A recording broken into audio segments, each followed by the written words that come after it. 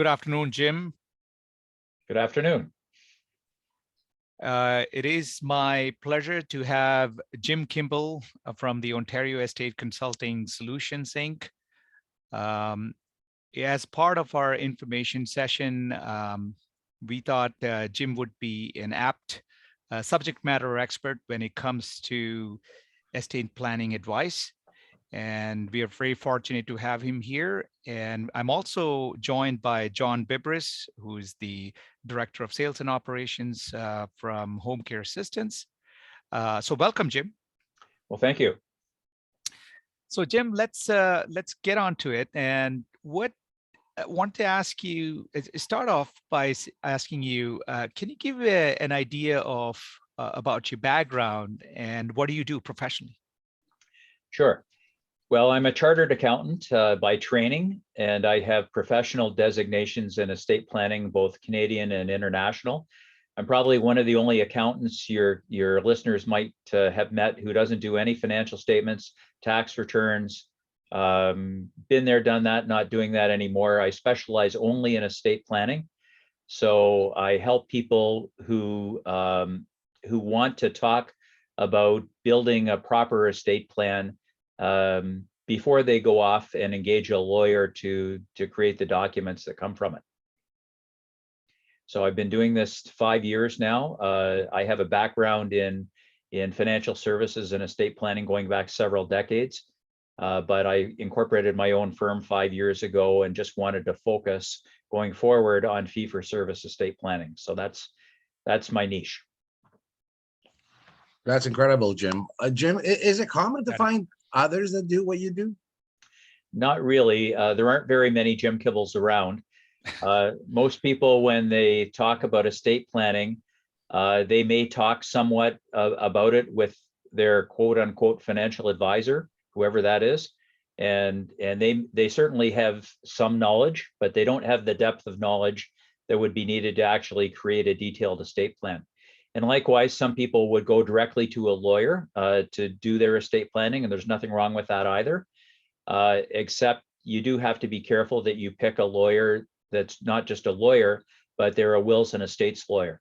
And they have a specific focus on that so that they do it well, they do it efficiently, and they charge a fair price, and they know what they're doing and can give optimal service. So I am sort of plan B. I come in beside or alongside both of those individuals and form part of a team approach. So I'm sort of like the architect. I create the blueprint for what we're going to build, and then you hire a lawyer to build it. That's a great analogy, Jim. I really love that. And thanks for these insights. Just curious, do you also sell insurance and investments?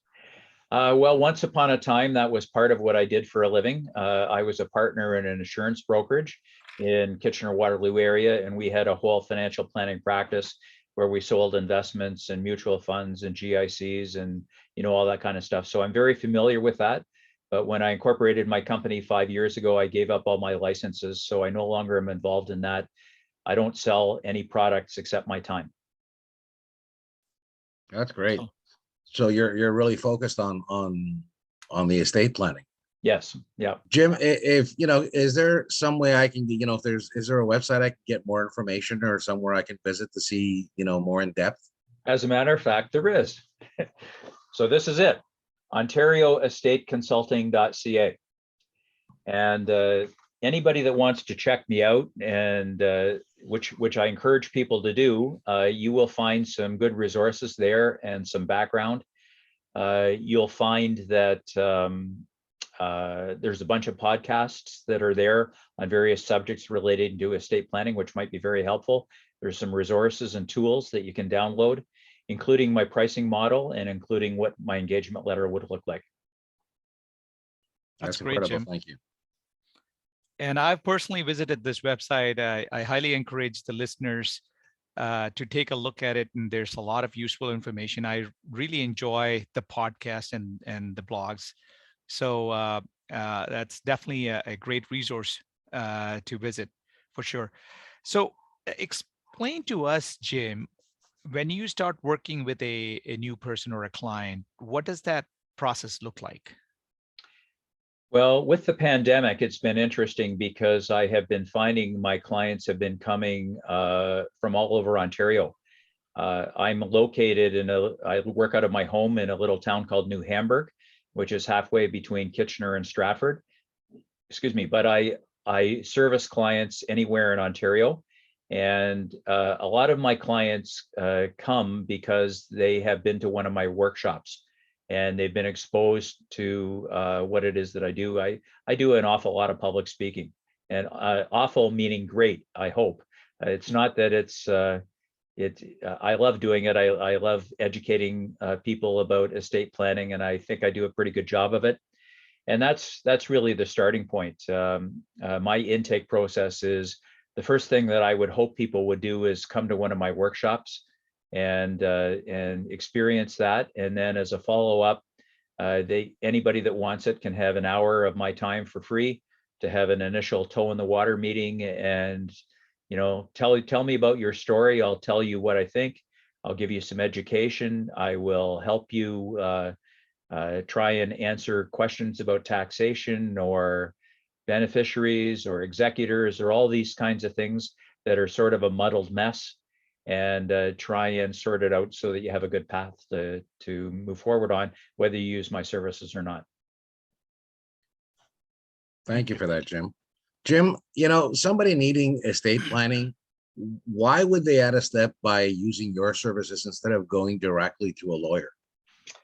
Well, as I said before, there's nothing wrong with going to a lawyer as long as you're going to a good one, and somebody that knows estate planning and is going to do a good job. I think the value add that most of my clients, if you ask them that question, why involve Jim Kibble, is because I think that there's some value in having two sets of eyes on the process. And I do all the heavy lifting on the front end. I gather the information for the client. I get it organized into an estate plan that's in a predetermined format that I've used hundreds of times, so that the client, by the time they go through from top to bottom, they've got a very good idea as to what they want, why they want it. They've looked at options in some areas and said, here are 3 ways to deal with this issue. Which one fits you the best? And so sort of like your business, every estate plan is customized and detailed for the specific client family situation that we're dealing with.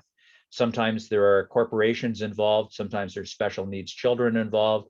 Sometimes there's black sheep children involved. There's, property in Texas. There's dysfunctional families. There's estranged members of the family. There's all these moving parts, and we have to come up with a plan. And so I tell people, really, my job is like being a professional Sudoku player. When you start playing Sudoku, it's easy to put some of the numbers in fairly quickly. It's pretty, quick and dirty. But getting every number in the right square to form a complete solution it takes time, and it's tricky, and it's helpful to have a coach. So I just think that people appreciate having me involved to do the heavy lifting on the front end. The rates that I charge are half or less than what a good estate lawyer is going to charge. Mm-hmm. So most of the estate lawyers that I use don't want to do the front end grunt work. They want me bringing a client to them that's well prepared. Everything's organized. They can draft. All they have to do is review it, make sure that they don't think that there's anything that we've missed, and then paper up the documents on the back end. And then I get to look at the drafts when they come back from the lawyer to make sure that they're right. So the lawyers that I use are ones that I've handpicked. I've seen the quality of their work. I know they're collegial, they're collaborative, they're creative. They charge a fair price, but not an exorbitant price. And I like to tell the lawyers, my job is to keep them honest. Their job is to keep me honest. And together we end up with a solution for a client that's optimal for them. So it's really not adding a step. It's putting a coach in place to make sure every other team member gets their stuff done. Well, that is awesome clarity. Yeah. Thank you. No, that's great. And I like the way you summarized it, John. What if there was a situation where a client came with their own lawyer, and what is your opinion as well? Well, I have had a number of situations where I'm working with a client and they say, Jim, I'd really prefer to use my lawyer, whoever it is, because they're a friend or a family member, or, you know, they've used them in the past. And I would say that I'm happy to do that. But if I do that, if I'm going to involve a lawyer that doesn't know me, I don't know them, we don't have a track record with each other, it takes a while to build up trust. Got it. And depending on how skilled they are, I can't give you any kind of a guarantee as to what that lawyer is going to charge, or how many drafts I have to review before they're correct. So if a client wants to use their own lawyer rather than one of the ones that's on my short list, then they just have to understand there's some risk associated with that. I'm happy to involve any lawyer that they might want, but I charge by the hour for my time. I'm working on one right now where I'm now reviewing the third set of drafts from this lawyer, and they're still not correct. And it just takes, it can take more time. So when I'm using the lawyers that are on my short list, I have a high degree of comfort that I know fairly precisely, you know, what the bill is going to be, how quickly it's going to turn around and get to the finish line. So those are sort of the variables with that. That's great. That provides a good clarity on that. Now, are you compensated in any way with referral fees or commissions? No, I charge by the hour. My hourly rate, apart from the initial meeting that we talked about earlier, is 150 an hour plus HST for my time. And an average client situation is about 5 hours of billable time to do everything that I do, to develop a plan, to educate the client, to gather information, to do a Zoom meeting with the lawyer to confirm the drafting instructions, and then review the drafts on the back end. But it is not a guarantee. As I said, if I get into the weeds on an estate file and there's lots of moving parts that might require more meetings, more time, more research, you know, it's going to be by the hour for the actual time incurred. And I try and let a client know. I had one today where, you know, I said, look, you know, the usual fee on this is going to be X, but you got so many complications here, and we went through what they were. And I said, it's probably, your bill is probably going to be double that, because of the number of things that are one-off that have to be custom drafted. So I try and be as transparent as I can with a client. Once we've had our initial meeting, I can usually give them a pretty good idea as to what I think is going to be involved. But that's kind of the overall pricing model. And then the lawyers that I use, they typically discount their fees by about 50%, reflecting the fact that all they have to do is the back end of the job. They're not starting from scratch. I'm bringing them a client that's well prepared. They know what they want. They know why they want it.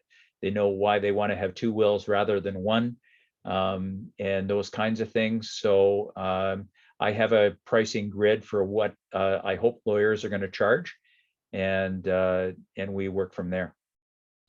Jim, you said something just now, and I wanted to touch on it. You said two wills, and I know you teaching that most people in Ontario should have two wills instead of one. Can you explain why you believe that to be the case?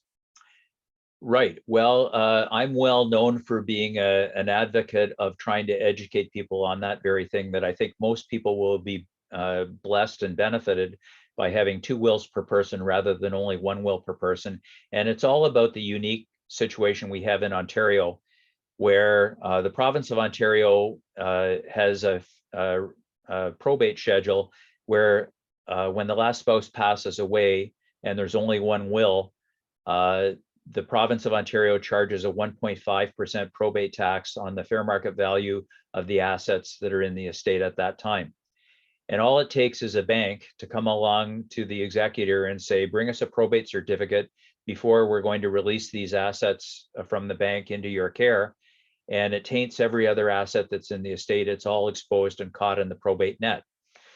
So Ontario has the second highest probate rates in all of Canada. Nova Scotia is 1.7, or Ontario is 1.5. And the thing that pretty much all of my clients get at the end of the day is a primary will and a secondary will. Both wills have the same executors, both have the same beneficiaries, and both are treated as one estate for Revenue Canada purposes. But by having two wills, we are delegating certain assets into the primary will, the ones that have to be probated for the executor to deal with them. But there are a bunch of other assets that can go into a secondary will and be exempt from probate. And that would include things like any vehicles or watercraft that you own, all the stuff that you have inside your house or your cottage or your crawl space or your attic or your drive shed or wherever you stuff your stuff, the shares of any private corporations or partnership interests. And this is an important one. If you have a client, or if a client or listener is listening and they own any Ontario real estate that they've owned continuously since before the year 2003, then very likely it can be in the secondary will and exempt from probate. So Matt, you're in the GTA. Let's say, you're dealing with somebody. I mean, you know what real estate prices have done recently? They've been nuts. So on $1 million of real estate, it's $15,000 of probate that could be avoided if they qualify for having owned it since before 2003. And that could not just be a house, it could be a cottage, a farm, vacant land. And then there are a number of other things that could go into the definition of secondary will assets. People that live in retirement life lease communities is another example. People that maybe are in some kind of a retirement community where, like I'm in, where we own the building that we live in, but we lease the land that it sits on. Those kinds of things can go into a secondary will and no probate on any of those assets when the second spouse passes away. So that's what I deliver for pretty much all my clients. But the only person that would not benefit would be the little old lady or a widower or widower. They're in a long-term care home. They've sold their home. All they have is a chair, a table, a desk, and a bank account. Well, they don't need two wills. But if you're still dealing with people that own real estate and any of those other things that we talked about, two wills is going to be a substantial benefit to them. Jim, that's amazing information. And I'm sure a lot of people have absolutely no knowledge of what you just said. Yeah, that's true. And John, I heard about the two wills from Jim a couple months ago, and I have never heard this before, and it truly makes so much sense. And Jim, you mentioned earlier that you do a couple of these information sessions via Zoom or other formats on estate planning, and this is still a gray area for a lot of people, and a lot of people want to know more about this. So, tell us more about how to access them. Okay, well, I do on the second Wednesday of every month at 7 p.m. I do a Zoom workshop that's a case study that teaches people what happens to Uncle Millie or Aunt Millie and Uncle Bob, rather, if they only have one will versus if they have two wills. And we go through the numbers and assess how much better they would have been if their lawyer had done two wills for them rather than only one. And that's really the starting off point for your listeners, I think. If they're interested in this topic, they should sign up for one of my Zoom workshops. There's no charge. And as I said, second Wednesday of every month at 7 p.m. I also do another workshop on the third Tuesday of every month that's called Executor 101 Training. So if you have any of the listeners that know that they're going to be an executor one day and they've never done it before, and they want to really be educated with their eyes wide open about how it's going to impact their life for a year to 2 years while they're working through being an executor, that's the workshop for you. Once again, it's available for free. You just have to contact us and we'd be happy to register you. And is this information on registration available on your website or? Yes, the registration information is available on the website. But as I said, it's pretty easy to remember. It's the second Wednesday of every month at 7 for the two will program, and the third Tuesday of every month for the executor training program. That's great. And Jim, for those people who would rather talk to you directly, what's the easiest way for them to do that? Well, I offer 1 free hour of my time for anybody that wants to have a discussion. And I prefer to do that either by Zoom or by telephone. Zoom would be my first choice. Telephone would be my second choice. If it has to be an in-person meeting, then I have to charge for my travel time to make that happen. But I'm prepared to do that. So I typically am doing like 3 or 4 of those a week, probably, with people that want to, take it the next step and explore a little bit more. And all they have to do is reach out to me, and I'd schedule a time. Sometimes it's often interesting. I'm sure it's the same in your business. It may be that it's mom and dad that need the service, but the kids want to be involved. They want to make sure that mom and dad are talking to somebody that's reputable, that's not taking them for a ride in a bad direction. So oftentimes these Zoom meetings and things are going to involve the adult children along with mom and dad, because we want to make sure, especially when I'm dealing with seniors, that that there's buy-in from everybody, so that nobody feels like there's a hidden agenda, or that the information that's being shared is somehow detrimental to their situation. And oftentimes we have to get over a certain high level of trust before we can really make much progress. Absolutely. Absolutely. That makes a lot of sense. Yeah. Well, thank you, Jim. This is incredible information. And the amount of time that we have spent with you, I can only imagine, if someone wants to learn more about this, to take advantage of that every second Wednesday of every month information session that you're holding on estate planning, and also for the executors, or the third Tuesday of every month, Right. what that could offer. So thank you so much. And I wanted to let the listeners know that Jim's organization, Ontario State Consulting Solutions Inc., is one of the great options that we want to present to, and our intent is to provide you with any such information which will help our clients and the family members who are looking for these. So thank you again for listening, and thank you, Jim and John, for joining me to have this meeting with Jim. Thank you. Thanks, Jim. It was very informative. Yeah. And I just want to let your listeners know in closing that I am not the only option for estate planning. I approach it that I'm part of a team. I'm not out to displace your trusted advisors, whoever they might be. But if you want to consider what I have to offer, I'd be happy to have that initial meeting with you and explore and chat. No pressure. And then you can decide from there what you think the right option is. So thank you very much for the invitation. Appreciate it, guys. You're quite welcome. Thank It was you, our Jim. pleasure. Okay. Bye-bye. Bye-bye. Bye-bye.